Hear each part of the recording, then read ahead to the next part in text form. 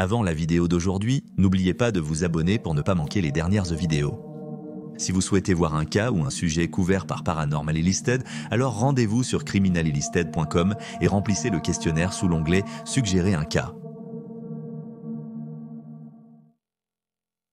Numéro 3. Dorothy Arnold. Le matin du 12 décembre 1910, Dorothy Arnold, mondaine new-yorkaise de 25 ans, est sortie de chez ses parents pour trouver une nouvelle robe de soirée. En chemin pour le magasin, elle s'est arrêtée pour acheter des bonbons et est passée dans une agence de voyage pour se renseigner sur les paquebots en direction de l'Europe. Ensuite, elle a acheté quelques livres dans une librairie et a par hasard croisé un vieil ami sur le trottoir. Après une brève conversation, Dorothy a dit qu'elle allait traverser Central Park pour aller chercher sa robe. Elle a dit au revoir à son ami avant de traverser la rue et n'a plus jamais été vue. La disparition de Dorothy a créé une sensation médiatique à New York à l'époque, mais pas tout de suite. Parce que sa famille aisée, craignant d'être embarrassée par la disparition, n'a pas appelé la police pendant 6 semaines après la nuit où elle n'est pas rentrée pour dîner. Ils ont gardé pour eux l'absence mystérieuse de Dorothy et ont engagé des détectives privés de la célèbre agence de détectives Pinkerton. Hélas, l'équipe de détectives n'a pas rapporté de la bonne nouvelle.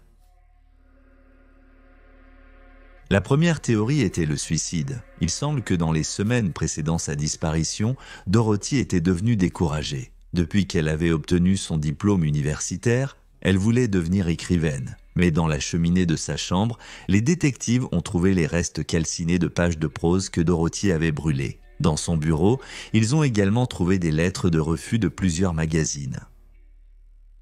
Et elle était aussi dévastée. Dorothy avait récemment commencé une relation avec 42 ans. Lorsque ses parents ont découvert cela, son père a interdit avec colère à sa fille de revoir cet homme. 8 semaines avant sa disparition, Dorothy a dit à ses parents qu'elle allait voir une ancienne camarade de classe à Boston, Massachusetts. Mais le véritable but du voyage était de rencontrer George. Dorothy a mis en gage pour $500 de bijoux de famille afin de financer son séjour d'une semaine à l'hôtel, louant 2 chambres. On suppose qu'ils n'ont utilisé qu'une de ces chambres. Puis, fin 1910, George a quitté New York pour un séjour soudain mais prolongé en Italie avec sa famille et Dorothy était dévastée. La théorie avancée, surtout par le père de Dorothy, Francis, était le meurtre. Monsieur Arnold était convaincu que sa fille a rencontré une fin tragique alors qu'elle traversait Central Park après avoir rencontré son ami sur le trottoir. Il a exigé que les détectives fouillent minutieusement le parc pour trouver des indices. Après cela, il a ordonné de draguer le grand lac du parc pour la rechercher. Cependant, les détectives perdirent patience face aux exigences de Francis. Ils ont fouillé tout le parc et draguer le lac n'avait aucun sens. Au moment de sa disparition, il patinait déjà sur le lac gelé, donc elle ne pouvait pas être enterrée sous la glace. Ils ont supplié Francis et Madame Arnold d'aller à la police pour peut-être jeter un filet plus large. Francis a accepté 6 semaines après la disparition de Dorothy. Après que les détectives privés ont donné leurs informations à la police les a transmises aux médias. Et ce que la famille Arnold craignait est arrivé. Chaque journal de New York, et il y en avait beaucoup à l'époque, s'est lancé dans le jeu pour trouver Dorothy Arnold. Une fois le nom de George Griscom obtenu en Italie, la traque pouvait commencer. Les journaux ont suivi alors que Madame Arnold et son fils montaient à bord d'un navire pour l'Europe pour confronter George à propos de sa fille disparue. Une fois là-bas, elle a exigé qu'il lui remette les lettres que Dorothy lui avait écrites depuis qu'il avait quitté New York. Il l'a fait, à contre-cœur. Mais les médias et la police ne les ont jamais vues. La famille a inexplicablement brûlé les lettres parce qu'ils pensaient qu'elles n'avaient plus de valeur pour l'affaire. Pour sa part, George a déclaré publiquement qu'il voulait épouser Dorothy dès qu'elle se présenterait. Les parents de Dorothy ont affirmé qu'ils ne laisseraient jamais cela arriver. Cela amène une troisième théorie qui a émergé 6 ans après cet après-midi frais de décembre en 1910. Mort accidentelle. Quelque chose d'inattendu s'est-il produit pendant la romance de Dorothy et George. surtout lors de leur rendez-vous à Boston quelques semaines seulement avant sa disparition? Est-ce pour cela que la famille de George l'a emmené si soudainement en Italie après leur aventure? Ce certain quelque chose a-t-il été mentionné dans les lettres de Dorothy à George? Et est-ce pour cela que sa famille a fait brûler les lettres? À cause de la honte que cela apporterait à la noble famille Arnold? Certains pensent que ces questions s'accumulent. En avril 1916, la police a perquisitionné une maison à Bellevue, en Pennsylvanie, prétendant qu'il s'agissait d'une clinique d'avortement illégale. Dans le sous-sol de la maison, ils ont trouvé 2 fours industriels.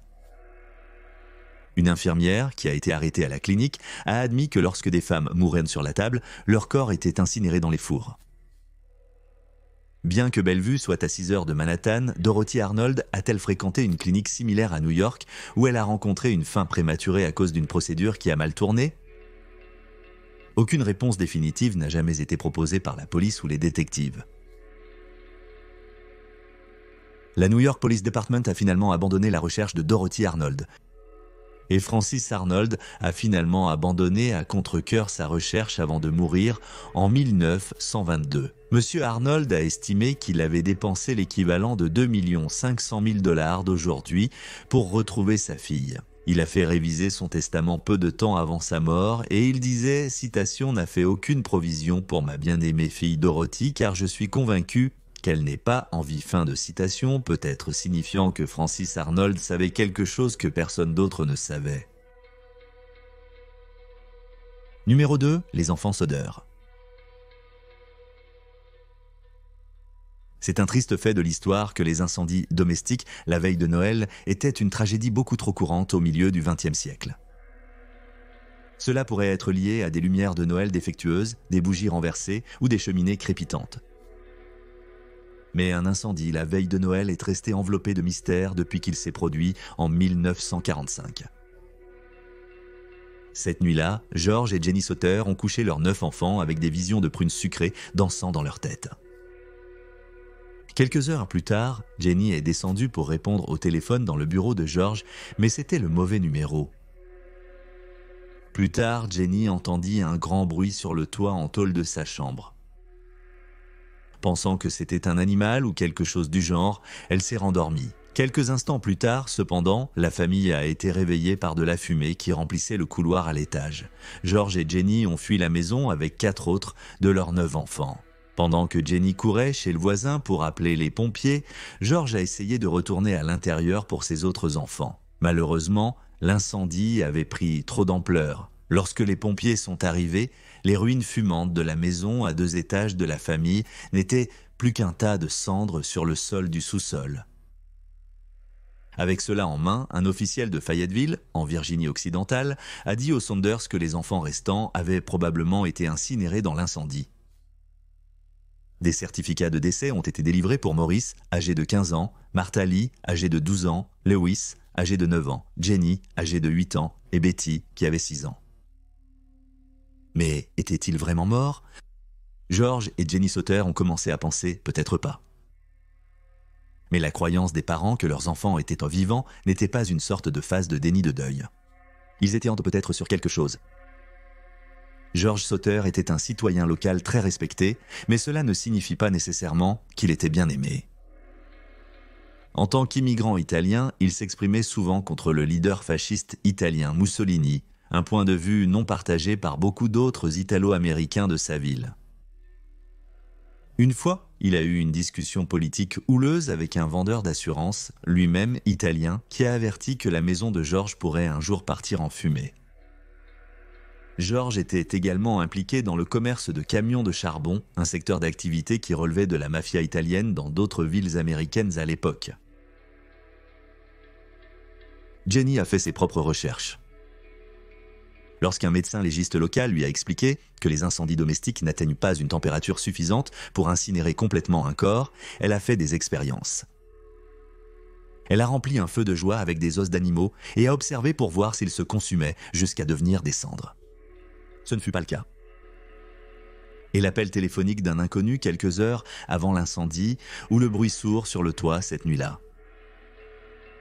De plus, l'inspection a révélé que les lignes téléphoniques avaient été coupées. Qui avait coupé les lignes téléphoniques et pourquoi? De plus, pourquoi une échelle que George gardait à côté de la maison pour les sorties de secours avait été déplacée de 75 pieds et placée dans un fossé? Étonnamment, George et Jenny ont patiemment fouillé les restes de leur maison et ont rapidement trouvé 4 vertèbres. Et lorsque les autorités ont refusé de les tester, ayant décidé que l'affaire était close, les Sauter les ont envoyés à l'institution Smithsonian. Les scientifiques ont déterminé que les os appartenaient à de jeunes enfants. Mais les os étaient propres, d'un blanc éclatant sans aucun signe de brûlure ou de carbonisation. Et le rapport du Smithsonian a également déclaré « Il est très étrange qu'aucun autre os n'ait été trouvé lors de l'excavation du sous-sol de la maison. » Où était le reste des enfants? Incapables de faire écouter leur théorie selon laquelle leurs enfants ont en fait été kidnappés de leur maison avant l'incendie, les soldats ont installé un panneau d'affichage le long de la route 16 en Virginie occidentale, offrant de l'argent pour toute information. Des conseils sont arrivés, sans doute pour obtenir la récompense de 10 000 $ de la famille. Une personne a juré avoir vu les 4 enfants, soldats, dans un motel le jour de Noël de cette année-là, avec 2 hommes et 2 femmes. Plus tard, les Sauter ont reçu une carte postale d'une personne prétendant être leur fils, Lewis. Jenny croyait que l'homme sur la photo ressemblait à son fils, mais elle n'a jamais pu découvrir qui il était. George Sauter est décédé en 1969, espérant toujours une avancée dans l'affaire. Après avoir consacré sa vie à corriger la désinformation publiée sur l'histoire familiale. Il est allé à sa tombe, fermement convaincu que ses enfants avaient été pris comme une sorte de rétribution pour ses actes passés ou ses croyances, et que sa maison avait été incendiée pour le dissimuler. La fille de Jetty a maintenu cette affiche de récompense le long de la route 16, ainsi qu'un gardien commémoratif pour ses 5 enfants disparus, jusqu'à sa mort en 1989. Après quoi l'affiche a également mystérieusement disparu. Suite au décès de sa mère, Sylvia Sauter, âgée de 3 ans et demi lors de l'incendie, a poursuivi la quête de réponse de sa famille. Pendant longtemps, elle a tenu un site web avec des dossiers de cas et des conseils pour les détectives amateurs à étudier minutieusement. Malheureusement, Sylvia est décédée en 2021 sans jamais avoir vu le mystère de ses frères et sœurs disparus résolu. 1. Dora Forrestine. C'était un mardi matin typique en octobre 1949. Jules Forrestine, âgé de 43 ans, a pris sa mallette, embrassé sa femme Dora et leurs 3 enfants et s'est rendu au travail à l'hôtel de ville de Philadelphie, en Pennsylvanie. Cependant, après le départ de son mari, Dora a passé les 10 minutes suivantes à faire le tour de la maison pour vérifier et revérifier les verrous principaux de leurs portes et fenêtres.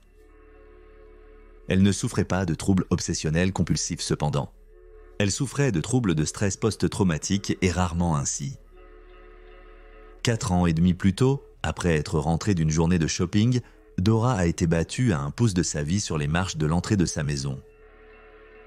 L'agresseur avait attendu sous le porche pour Dora, puis lui avait sauvagement infligé une mâchoire cassée, une clavicule fracturée, une épaule déboîtée et une grave commotion cérébrale. Le fait qu'elle ait réussi à composer le numéro de l'opérateur avant de s'évanouir a peut-être sauvé sa vie. Étant donné que celui qui a battu Dora a laissé son sac à main intact, les policiers ont rapidement écarté l'idée d'un vol. Mais ils ont supposé que cela aurait pu être une vengeance pour l'une des décisions de son mari. Jules Forrestine était un magistrat, c'est-à-dire essentiellement un juge qui prend des décisions de bas niveau sur les règlements municipaux et les ordonnances de la ville. Une personne n'a pas besoin d'avoir un diplôme en droit pour être élu à un poste de magistrat. Cependant, les policiers soupçonnaient que quelqu'un ait été offensé par cette particularité de la politique de la ville. Pour se venger d'une des décisions de Jules, ou peut-être pour envoyer un message concernant une décision à venir, ils ont battu sa femme et l'ont laissée pour morte. Ainsi, en ce jour d'octobre, Dora Forrestine avait une bonne raison d'être extrêmement prudente. Malheureusement, sa prudence ne l'a pas aidée à la fin. 20h30, Jules a appelé chez lui pour s'excuser auprès de sa femme. Il était en retard à une collecte de fonds politiques. Il savait qu'elle n'aimait pas être seule pendant de longues périodes, mais il ne pouvait pas faire autrement. Dora a minimisé la situation, disant à son mari qu'elle et les enfants allaient bien. Leur fille adolescente, Myrna, était chez une amie, tandis que Marcy, 9 ans, et Eddie, 5 ans, étaient déjà au lit. Elle lui a dit de s'amuser. « Assure-toi de me manquer », a-t-elle plaisanté avant de raccrocher. Ce furent les derniers mots que quelqu'un a entendu dire à Dora. Lorsque Jules était finalement rentré à la maison à 11 Bermond 30, il a déverrouillé la porte d'entrée avec ses 2 clés. Alors qu'il posait sa mallette dans le coin, il essayait de rester silencieux. Alors qu'il montait se coucher, il entendit des sanglots provenant de la chambre de sa fille. Jules fut horrifié de trouver Marcy et le petit Eddie pleurant et se serrant dans les bras dans le coin. Ils n'étaient pas blessés, mais ils étaient terrifiés. Marcy pleurait le départ de sa mère. En ouvrant grand la porte de sa chambre, Jules a trouvé que le lit n'était pas fait et que sa femme était introuvable. Jules a vérifié avec les voisins et a appelé les amis de Dora. Personne ne l'avait vue, bien que Dora ait appelé un ami à 9h30 du soir pour prévoir des plans pour le lendemain. Le prochain appel de Jules a été à son ami, le capitaine de police de Philadelphie, Jim Kelly. Des officiers du PD de Philly sont allés dans les hôpitaux, les services psychiatriques et même à la morgue à la recherche de Dora Dorothy Forstein. Pendant ce temps, le capitaine Kelly fouillait la maison pour trouver des indices. Le sac à main et les clés de Dora sont restés intacts. Ses vêtements, soigneusement pliés, indiquaient qu'elle portait son pyjama. Jules se demandait si sa femme avait fait une fugue à cause de son traumatisme crânien passé. Souffrait-elle d'amnésie lorsqu'elle s'est égarée loin de la maison ou avait-elle prévu de disparaître compte tenu de sa réponse évasive à son appel ce soir-là ? « N'oublie pas de me manquer », lui a-t-elle dit. Une vérification bancaire a révélé l'absence de retrait récent. Son sac à main a été laissé derrière. Jusqu'où pourrait-elle aller sans argent ? Et la porte d'entrée, qui était verrouillée ? Jules est entré avec ses clés, alors que celle de Doris est-elle restée dans la chambre. Qui a verrouillé la porte en sortant ? Le capitaine Kelly a assis les enfants et a demandé à Marcy si elle avait verrouillé la porte quand elle a vu que sa mère était absente. Marcy a nié, mais à la surprise générale, elle a commencé à raconter une histoire terrifiante. La fille a dit qu'elle avait été réveillée pendant la nuit par le bruit de pas. Elle s'est levée, est allée dans le couloir et a vu un homme monter les escaliers. L'homme a vu Marcy, mais l'a ignoré alors qu'il entrait dans la chambre de sa mère. Quand la porte s'est ouverte, Marcy a vu sa mère face contre terre sur le sol. Elle a regardé l'homme retourner sa mère, la soulever, mettant la femme de 57 kg sur son épaule comme un sac de farine. Puis, il est reparti dans le couloir. En passant devant Marcy, il lui a tapoté la tête et lui a dit que sa maman était malade, mais qu'elle irait mieux très bientôt. Elle portait son pyjama en soie rouge, a dit Marcy à la police, celui qu'elle trouve joli. Puis l'homme a porté sa mère en bas des escaliers et à travers la porte d'entrée. Après son départ, Marcy a entendu le clic de la serrure de la porte. C'est alors qu'elle a réveillé Eddie et l'a attendu jusqu'au retour de leur papa à la maison. La description par Marcy de l'éventuel ravisseur de sa mère a fait la une des journaux à Philly le lendemain. Des bulletins d'alerte ont été diffusés avec la maigre description de l'homme par Marcy. « J'ai 40 ans, l'âge de papa », dit-elle, coiffée d'une casquette beige et vêtue d'une veste marron. Une récompense de 1 000 $ a été offerte pour toute information sur l'homme ou le lieu où se trouve Dora.